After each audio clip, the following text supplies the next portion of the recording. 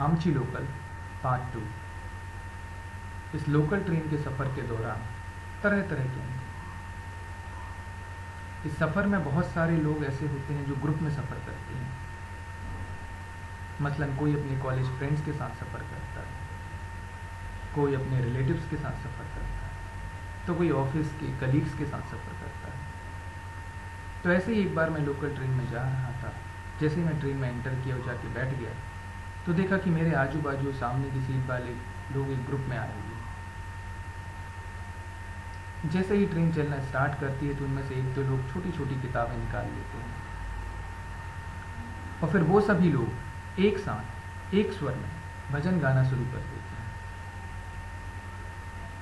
पहले भगवान राम के, फिर कृष्ण के, हनुमान जी के और फिर प्रथम पूज्य गणपति के।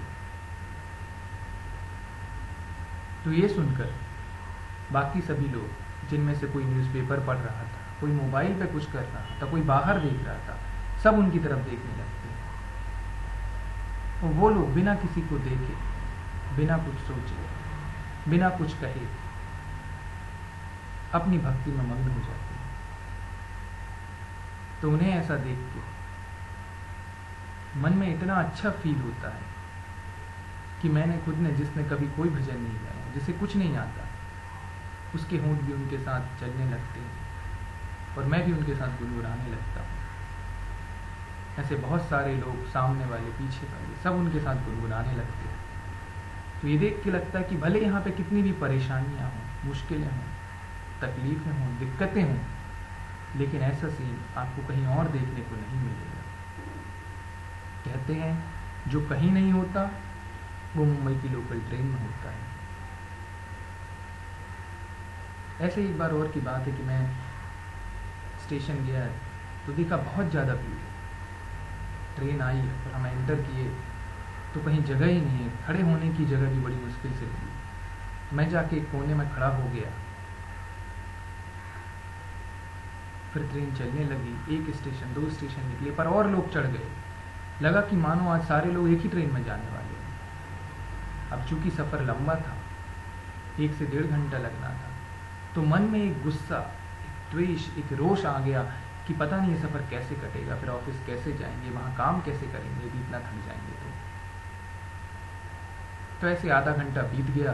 आधे घंटे बाद मेरी सामने वाली सीट पे जो अंकल बैठे थे, जहाँ मैं खड़ा था, उठ जाते हैं और मुझे बोलते हैं कि तुम बैठ जाओ।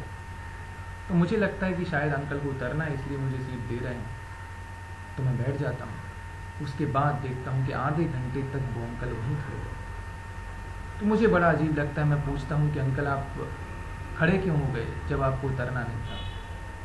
तो वो बोलते हैं कि बेटा सीट बहुत कम है और लोग बहुत ज़्यादा। चूँकि मैं आधे घंटे बैठ चुका था और आप खड़े थे तो मुझे लगा भी आपको बैठना चाहिए।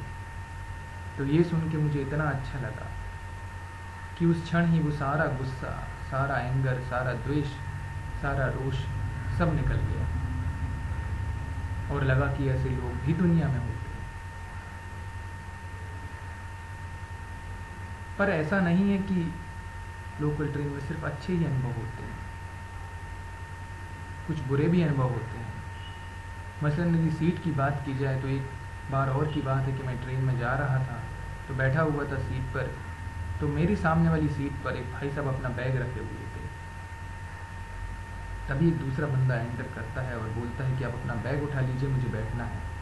तो जिनका बैग था वो बोलते हैं कि ये बैग नहीं हटेगा क्योंकि बाद में एक और बंदा आके बैठेगा। तो जो बंदा खड़ा हुआ था वो बोलता है आप देखिए ना कितनी ज़्यादा भीड़ है, अभी तो हटा लीजिए, जब आएगा तब देखी जाएगी। तो जिसका बैग था वो खड़ा हो जाता है और बोलता है कि देखिए आज के बाद इस ट्रेन की, इस डिब्बे की, इस सीट की तरफ मुड़ के भी मत देखना। ये सीट ये समझ लो कि आज से रिजर्व है, हो सके तो इस डिब्बे में मत चढ़ना।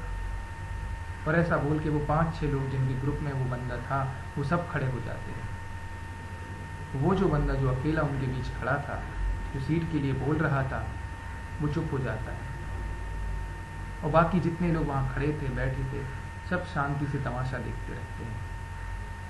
तो ये देख के लगता है कि कहीं ऐसा अपने साथ हो तो पता नहीं क्या होगा। फिर आगे चल के वो बंदा जो खड़ा था वो उतर जाता है और किसी और डिब्बे में चला जाता है। तो इस तरीके के अच्छे बुरे, खट्टे मीठे, सब तरह के अनुभव लोकल ट्रेन में होते रहते हैं। Thank you.